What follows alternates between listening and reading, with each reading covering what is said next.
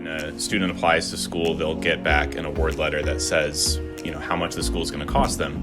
And that letter is more opaque than it might seem. It's a little harder to understand what the cost actually is. A school might represent something as free money when in reality it's a loan, or it's something they have to apply for separately. So what we're trying to do is basically simplify the award letter from a complicated legal document to something that's more understandable for the student that gives the true cost of attending that university.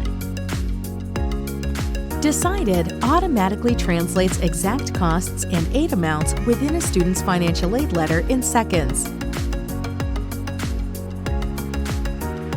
Moneythink realized that DecidED's financial aid translation technology could empower a variety of organizations' ability to support college access and affordability.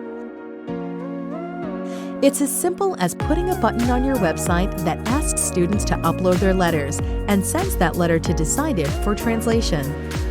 Or you can directly upload one or more letters to DecidED and download all the financial aid details we see on the letter, categorized by type and source of aid.